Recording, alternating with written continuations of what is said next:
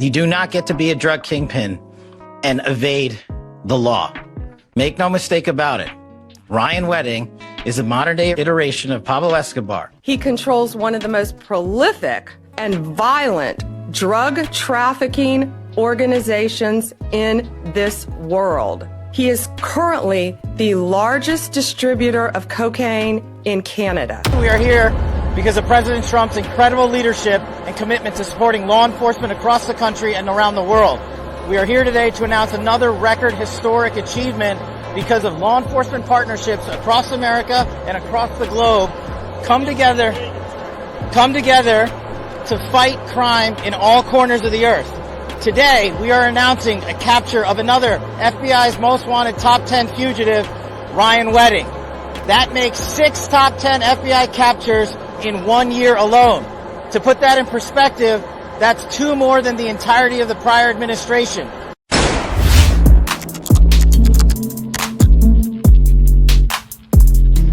I don't know what it is about people in prominent positions in life who for some reason still desire to do the wrong thing that they know can discredit everything they work so hard for. One point in life they may be considered heroes or even idols to some, but they would throw it all away for the sake of what? So the questions become, what would make an individual throw it all away and risk not only their legacy, but their freedom in the process? Is it money, fame, or is it just pure greed? If you ask me, I think it's a little bit of everything, and eventually, it's the same outcome for these type of circumstances, but a person is typically caught and sent to prison for a very long time. And while you're in that cell, you're thinking about whether it was all worth it or not, then that's the end of your story. With all that being said, it brings us to former Olympic snowboarder who goes by the name of Ryan Wedding.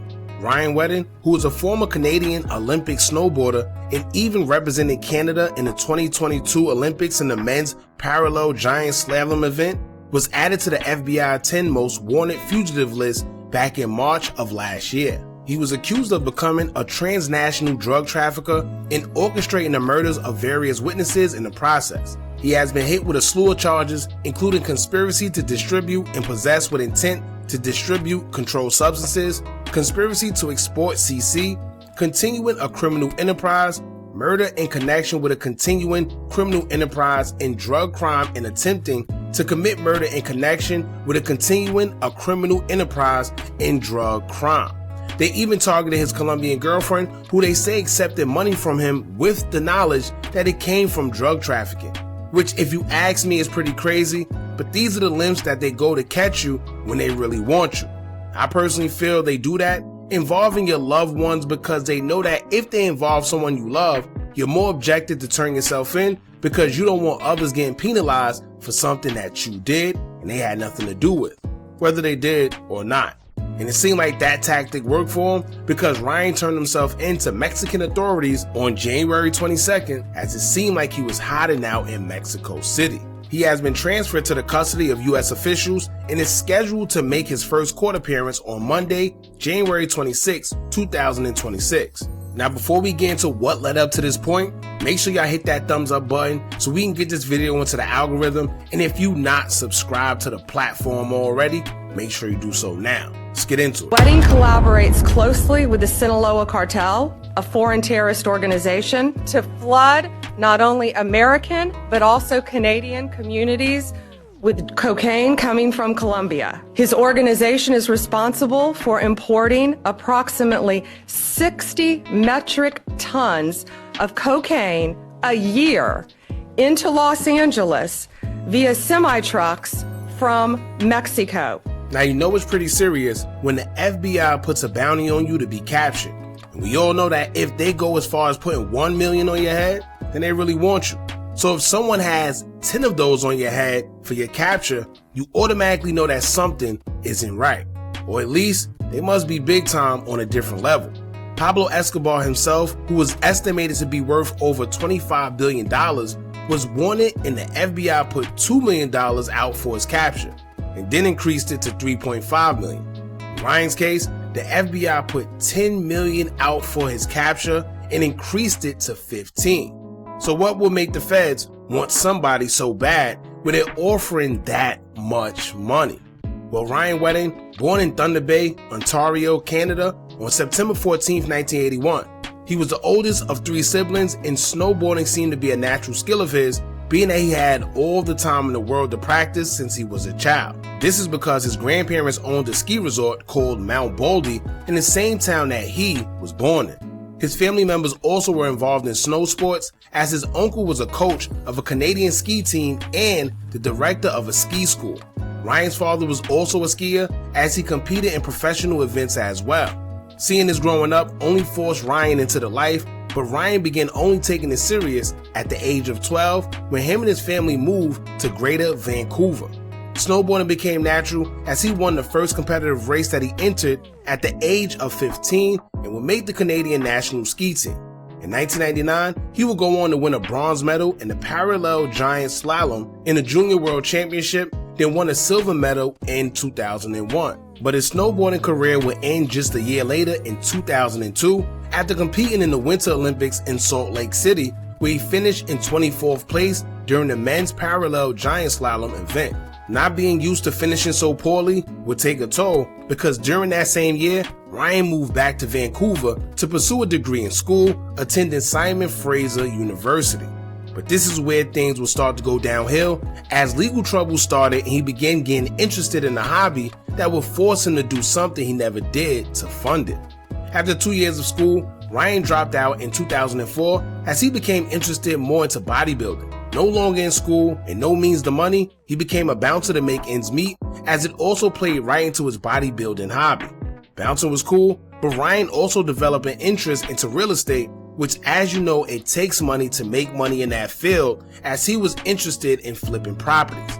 He was on the path to doing the right thing, but the course of the idea that he had forced him to start growing marijuana at a 6,800 plant warehouse. In 2006, the property was raided by the RCMP, which is short for Royal Canadian Mounted Police, where they recovered a shotgun, ammunition, and $10 million worth of marijuana. Despite them knowing that he was the man behind the evidence that they found, they weren't able to charge him due to not having enough proof. However, this was his downfall and the start of Ryan being targeted, because as y'all know, nothing pisses off law enforcement more than knowing criminal activity is functioning, but you can't prosecute them due to not being able to prove it. But they would catch a break, because as Ryan continued his operation, it would get even bigger after he would involve himself with Iranian and Russian CC smugglers, which took him to a different level outside of just cannabis. But he would have a hiccup in his operation, because in 2008, he was caught trying to buy CC from a government agent. So in 2010, he was sentenced to 4 years in prison and released in 2011. During his time incarcerated, he married Andrea Castillo Moreno, an Iranian woman who he has broken up with since, but there's no reports of their divorce. But to this day, she says she has and want nothing to do with him. He's been most noted for having a Colombian girlfriend who goes by the name of Daniela Alejandra Acuna Macias. However, around this time, here's where things started to take off and get intense, because Ryan figured since he was caught trying to purchase drugs, it'd make more sense to go to the source himself to assure he don't make the same mistake again. So upon his release, he would take a trip to Mexico, where he became a high-ranking member of Mexico's largest drug cartel, the Sinoloa Cartel. He developed nicknames such as El Jefe, Giant, and Public Enemy. From 2011 up until 2024, he developed a network of individuals where his organization was linked to multiple killings, money laundering, and drug trafficking. Today, we're unsealing a new indictment charging Wedding with 2 additional counts of witness tampering and intimidation, murder, money laundering, and drug trafficking. So these new charges come after a years-long investigation by U.S. agencies spanning multiple countries, but also, of course, involving the help of the RCMP as well as Colombian and Mexican officials. And they have indicted 35 people to date. They have also seized $3.2 million in cryptocurrency, confiscated $13 million. and seized 2,000 pounds of weapons, all in their effort to track down and arrest Ryan Wedding, the Canadian former snowboarder, now turned alleged drug kingpin. We heard from the commissioner who said that OPP, along with RCMP, arrested 7 Canadians yesterday, including a lawyer connected to Ryan Wedding. What more can you tell us about those Canadian arrests? So the lawyer arrested was Deepak Paradakar. He has a long history of perhaps a shady history of working with alleged criminals. According to U.S. officials, he was reluctant to come out of his house when he was arrested yesterday. Now, he was one of 7 Canadians arrested. They were arrested in Alberta, Ontario, and Quebec. The RCMP says they're still looking for one more individual that they believe is in. U.S. authorities say Ryan's organization is responsible for shipping large quantities of drugs annually into the United States from Colombia through Mexico and Southern California to Canada and other locations in the United States, generating hundreds of millions to even $1 billion in illegal proceeds using routes all across North America. The killings came in as Ryan is accused of orchestrating them to protect his operation and unalive anybody he felt was willing to cooperate against him to the authorities. A federal superseding indictment from September 2024 alleges that Ryan orchestrated the unaliving of a married couple back in November of 2023 over a stolen drug shipment that passed through Southern California. Ryan was sent a message by allegedly having the two unalived in retaliation for his shipment being stolen. Another member of that Ontario family was injured during that shooting but survived, although they were left with serious physical injuries. Then in May of 2024, Ryan was also accused of having a man unalived over a drug debt that he owed. And although there were more bodies that were dropped, the straw that broke the camel's back was an FBI witness that was set to testify against Ryan being unalived in Colombia, believing that it was ordered at the hands of Ryan himself. Wedding is also accused of murdering a federal witness after he was indicted in 2024. He used a Canadian website called The Dirty News to post photographs of the witness and his wife in order to locate him, which ultimately succeeded. The witness was gunned down in a restaurant in Medellin before he could testify against Wedding. According to the FBI, 62-year-old Deepak Paradkar was providing legal services for Ryan Wedding, who is accused of operating an international drug trafficking ring. Paradkar is now accused of providing some very specific legal advice to Wedding on how to deal with a witness in Colombia who had agreed to testify against him. His lawyer advised them to kill this witness. His lawyer told him if you kill this witness, the case would be dismissed. In January of this year, that witness was killed at a restaurant in Colombia. At this point, it's not clear what evidence the FBI has to accuse Paradkar of advising this, but they are cooperating with the RCMP, who took Paradkar into custody Tuesday at his GTA home. He initially refused to come out of his home. He put up a little bit of resistance, but he was eventually taken into custody.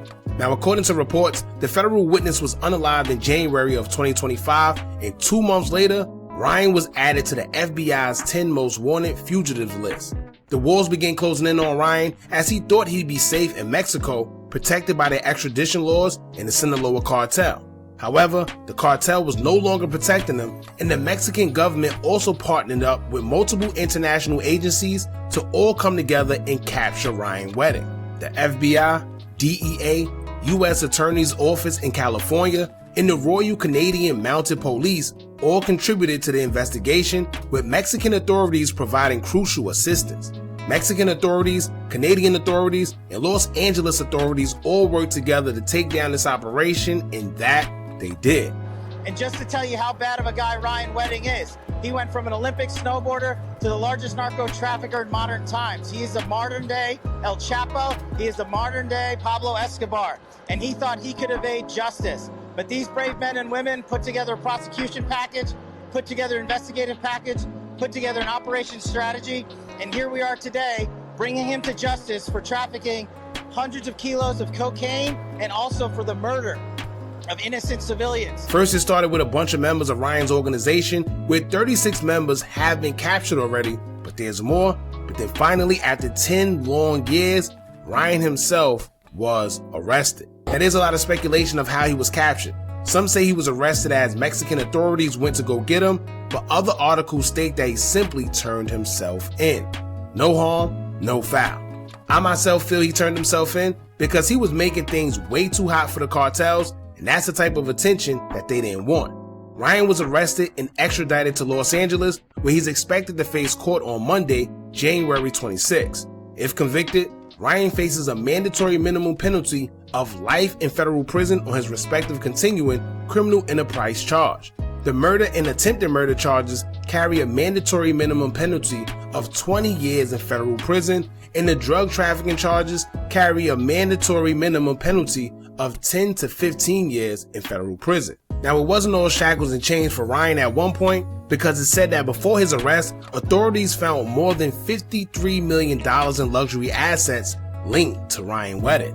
And maybe this is why, although his girlfriend wasn't charged, the 23-year-old was placed on a U.S. sanctions list, which froze her assets in the United States and also prevents U.S. citizens or businesses dealing with her in any financial manner. They also say that it's possible that her assets were levied in Mexico as well, and this is because authorities believe Daniela collected hundreds of thousands of dollars from Ryan, whom she knew from the beginning of their relationship, to live a lifestyle funded by violent narcotics trafficking. They also believe that she assisted Ryan in obtaining information on his rivals in Colombia. Now, honestly, he's going to need either a miracle from God or some powerful attorney to fight this, in which I don't see him getting out of, but I guess we just gotta hope for the best. Y'all jump in the comments and let me know what y'all think about this. Don't forget to like, comment, share, and subscribe. Hit that bell so you're notified every time we drop new content. And remember, as long as you keep on watching, I'ma keep on dropping. And I'm out.